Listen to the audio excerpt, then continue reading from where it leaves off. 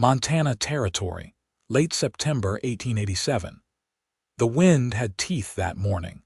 Mabel Lark pressed her fingers deeper into her shawl, but it was no use. The cold had already crept beneath her dress and settled into her bones. She stood at the edge of the schoolhouse porch, arms wrapped tight around herself, watching the frost melt off the grass under the faint sun. Her boots were damp, her lips trembled, and still she waited.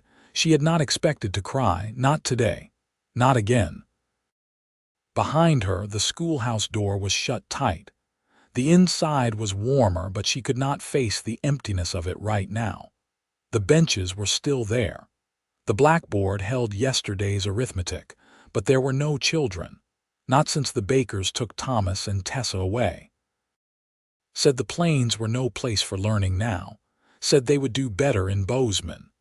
Mabel had begged quietly, with dignity, but it had not mattered. They were the last. All 7 children were gone now. Her breath came out in a white puff. She was not sure how long she had stood outside, staring out over the frozen field, but the sound of horse hooves broke her stillness. She turned just as the rider came over the ridge. He was tall in the saddle, shoulders broad, a dark brown hat pulled low over his brow.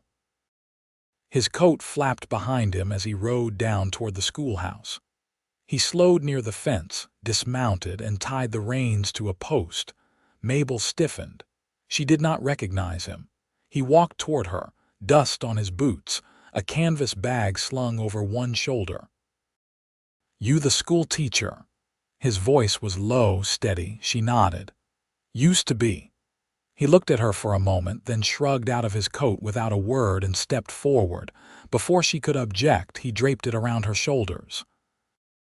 The weight of it startled her. It was warm, lined with fleece, and carried the faint scent of leather and pine. "You were shivering," he said simply. "I am fine," she said, though her voice was thin. "You did not have to, did not seem right, you standing there freezing." "Name's Isaiah Granger." She blinked, tugging the coat tighter around her. "Mabel Lark." He nodded, then glanced toward the schoolhouse. "Looks empty." "It is. You waiting on someone?" She shook her head, just trying to decide what to do next. Isaiah did not press her. Instead, he looked out over the field, the morning sun catching the edges of his jaw. There was quiet between them, but it did not feel uncomfortable, just still. He finally said, "I was sent to fix the roof on the church. Preacher said the school might need some work too." Mabel arched a brow. "You a carpenter?" "Mostly a ranch hand, but I know my way around tools," she nodded slowly. "Well, the roof leaks when it rains, floorboards buckle in back, but there are no students anymore." Isaiah looked at her then, really looked. "Then maybe you teach me something."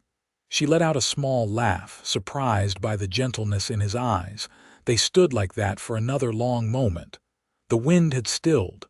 The frost had melted. "I will make coffee," she said finally, stepping toward the door. "You can come in if you want." He followed her inside. They sat near the old iron stove, the coat still around her shoulders. She poured 2 cups with hands that no longer shook. Isaiah took his and leaned back, his long legs stretched before him. "How long you been out here?" he asked.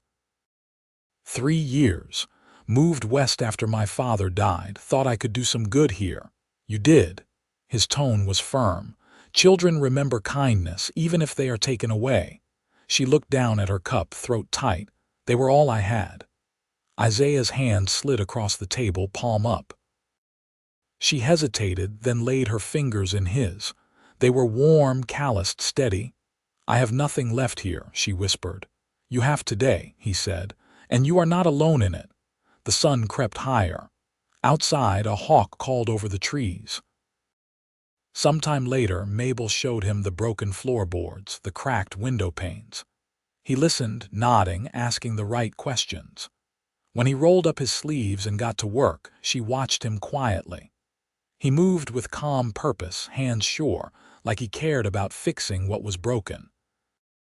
That afternoon, he returned with tools from the church shed. She made soup over the stove. They ate side by side on the steps, the coat now resting behind her like a blanket. "When did you get to Montana?" she asked. "2 weeks ago. I move around." Had been in Wyoming before that. "No family," he shook his head. "Not anymore." She looked at him then, the way his eyes lingered on the horizon like he was looking for something he had not found yet. "I think you and I have that in common." He turned to her, and she saw it the way he looked at her, like she was not just a woman in a schoolhouse, but something more. Someone worth noticing. The wind picked up again, but she did not feel cold. That night, he stayed in the church's guest quarters. She watched him walk across the field, his shoulders steady under the stars.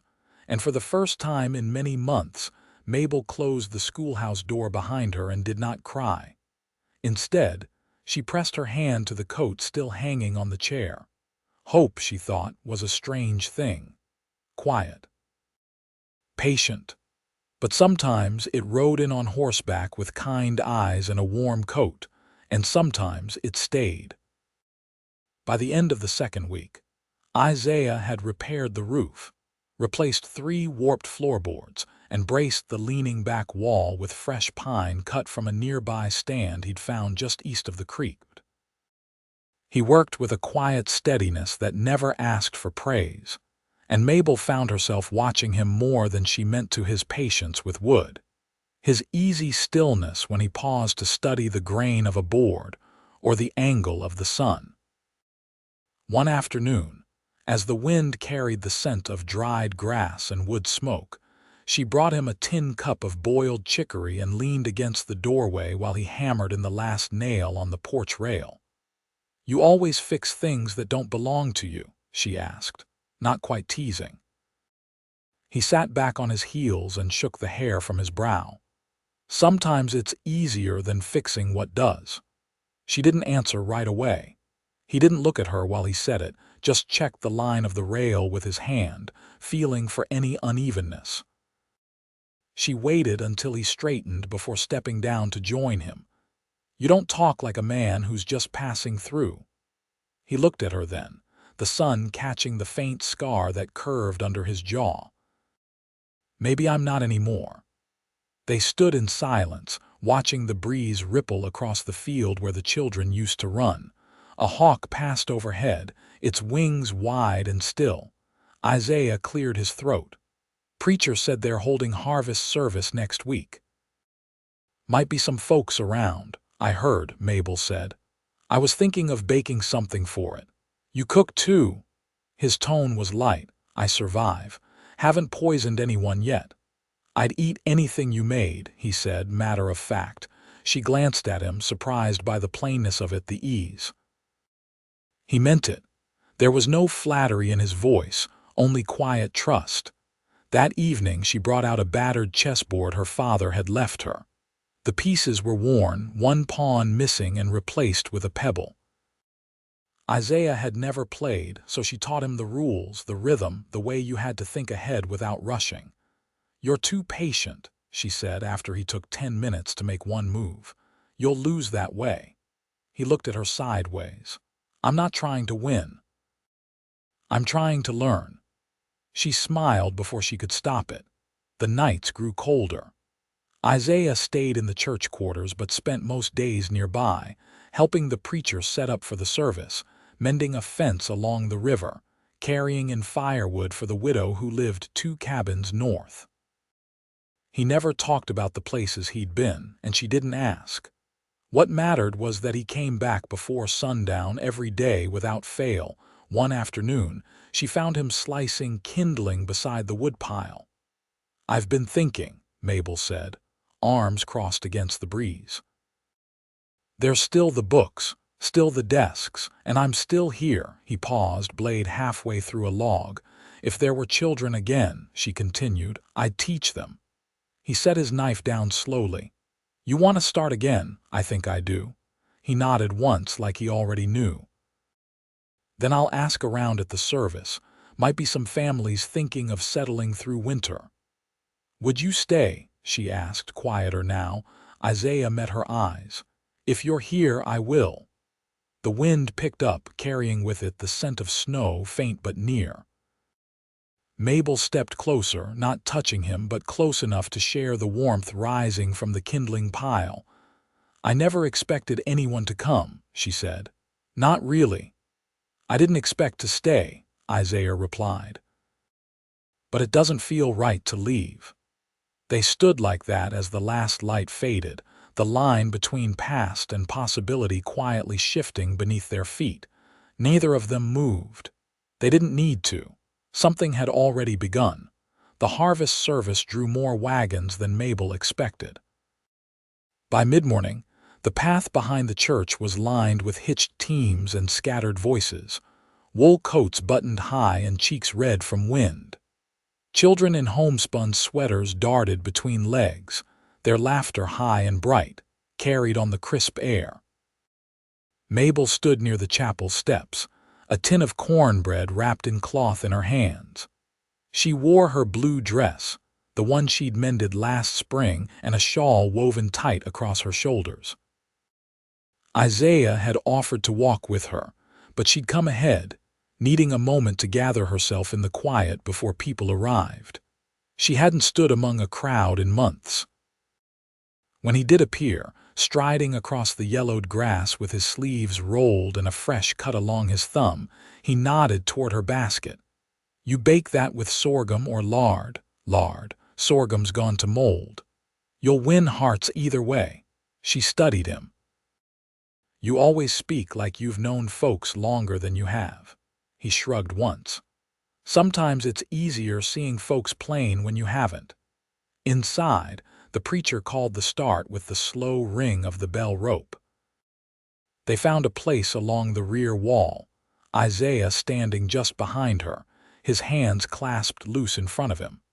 After the hymn, the preacher spoke of roots of what lasts when water runs thin and the harvest is lean.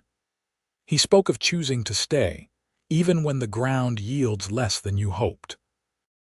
Mabel stared at the worn grain of the pew bench ahead of her, those words settling deeper than she wanted to admit. Outside again, folks gathered near the tables set up in the churchyard. Mabel set down her tin among the others and excused herself toward the well, her throat tight and dry. Isaiah found her there, squatting beside the pump, filling a ladle. He didn't speak right away. "I spoke to a couple west of the river," he said at last, resting a hand against the post. "They've got 2 boys, said they'd come if the school opened again." She drank slowly, then wiped her mouth with the back of her hand. "I'd need a stove repaired and chalk, and books at least a few more. I'll ask the widow down the ridge. She's got a bundle of readers from her boy before he passed." Mabel looked at him, her brow furrowed. "You're doing more than just helping now." Isaiah met her gaze. "I didn't ride out here looking for a place to belong. But I found one anyway." She turned away, but not in dismissal, only to watch the field, where a child was chasing a chicken past the preacher's mule. "I forgot how much noise comes with people. You're not used to it anymore." "No." She folded her arms. "But I want to be." He stepped beside her close, his voice low. "I can fix the stove, and I'll ride to town next week, see what I can barter for chalk." "You do that?" "I would." She looked up at him then, really looked. The lines at the corners of his eyes, the way he stood like he wasn't in any hurry to be anywhere else. "I don't have much to offer," she said. "Just a schoolhouse with a crooked porch and a heart that's held on longer than I thought it would." Isaiah's mouth curved, not into a grin, but something quieter. "That's more than most."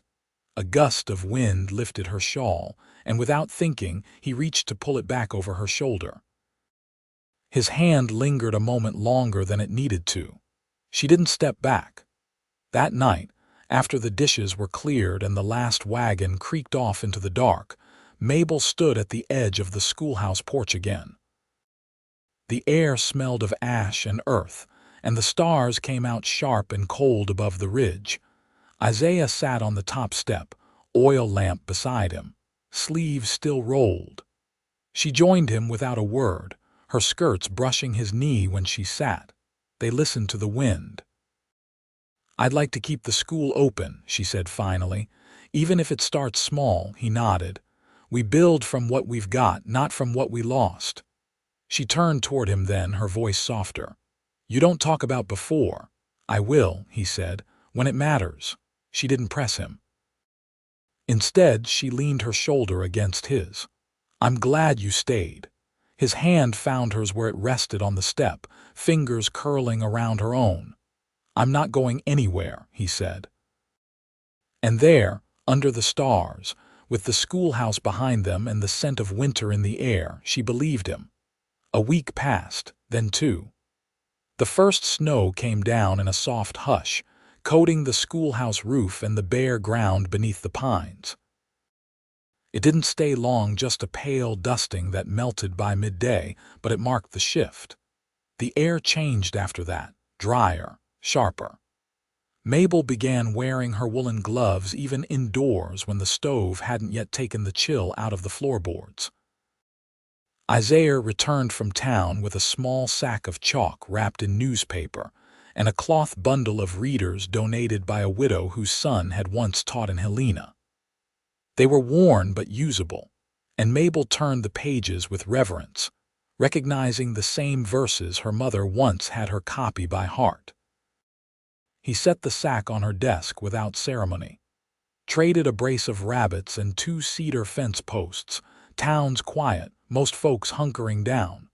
"You always trade in wood?" she asked, lifting one of the readers to inspect the stitching. "When I can. I trust trees more than coin." Later that evening, she lit the lamp early and brought out her sewing the hem of a dress that needed restitching before the threads gave way. Isaiah sat across from her, whittling a small length of pine. His knife moved slow, steady, curls of wood falling to the floor between his boots. "What are you carving?" "Figure for a latch. Door's been sticking." She glanced up. "I thought you were making something for yourself." He shook his head. "Don't need much." She worked the needle through the fabric in silence for a time, then asked, "Did you teach yourself to mend?" "No, my sister did, back when we still had a cabin and time to sit still." He didn't offer more, and she didn't ask. That name sister was new. She tucked it away gently, like one of the pressed wildflowers she kept between pages. The next morning, while the frost still clung to the window glass, she found a small wooden box left on her desk. Hinged with scrap metal, smooth in the corners. Inside were 5 chalk pieces, tucked in cotton. No note. When Isaiah stepped in from checking the stovepipe, she tilted the box toward him. "Didn't want them breaking in the sack," he said, brushing snow from his shoulders. She ran her thumb along the grain. "You made this." "I did." Mabel closed the lid softly. "It's careful work." He looked at her, then down at his hands. "I try to be." By the end of that week, 2 boys arrived with their mother, a woman with wind-burned cheeks and a voice that rasped from too many cold nights. Mabel sat the boys at separate desks and gave them slates and chalk. They were shy but alert, and when she asked them to copy the alphabet, they did so with solemn concentration. Isaiah fixed a broken hinge on the front door while she taught. He didn't glance over much, but he didn't leave either. At midday, she handed him a biscuit wrapped in cloth, and he nodded his thanks, sitting on the porch while the boys ate inside. That night, Mabel dusted off the small Bible that had been her father's and set it on the shelf above the stove. She wasn't sure if she believed in everything it held, but it felt right to have it there again. Isaiah came in with an armload of kindling, the smell of smoke clinging to his coat. "More children might come," she said, watching the flame catch in the stove. "If we have a few warm days, maybe families from the North Ridge will cross the creek." He knelt to feed the fire, creeks already icing at the edges. "I know." He straightened and turned to face her. "You thinking of riding out to ask them?" "I was," she said. "But I've never crossed that far alone. I'll go with you." She studied his face, then nodded once. "We'd need to leave before first light.